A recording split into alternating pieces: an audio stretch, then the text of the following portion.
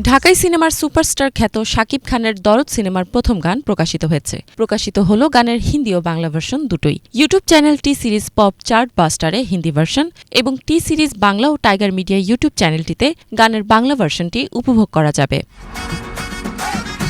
১৪৯ minute দৈর্ঘ্যের দরদ সিনেমায় ৭টি গান রয়েছে। এর মধ্যে ৪টি বাংলা ও ৩টি হিন্দি গান। আরাফাত মাহমুদ ও জাহিদ আকবরের লেখা এই ভাষা ও শিরোনামের গানটি গেয়েছেন বালাম ও কোনাল। ওদিকে জিসমে মে তেরে শিরোনামের হিন্দি গানটি গেয়েছেন মোহাম্মদ ইরফান ও রুবাই।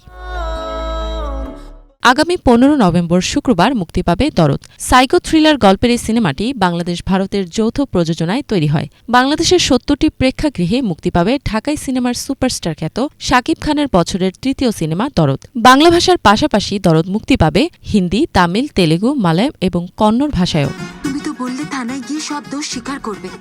দরদ সিনেমায় শাকিবের বিপরীতে নায়িকার চরিত্রে অভিনয় করেছেন ভারতের সোনাল চৌহান। সিনেমায় শাকিব খান ও সোনাল চৌহান ছাড়া আরও অভিনয় করেছেন পায়েল সরকার, রাহুল দেব, রাজেশ শর্মা, সাফা মারওয়া, ইমতুর রাতেশ, বিশ্বজিৎ চক্রবর্তী, রিও প্রমুখ। ভারতের বারাণসী ও এলাহাবাদে দরদ সিনেমার শুটিংয়ের কাজ শুরু হয় গত বছরের অক্টোবর মাসে। ফাতিমা, তুমি ভুল বুঝতেছো। বাংলাভিশন বিনোদন ডেস্ক।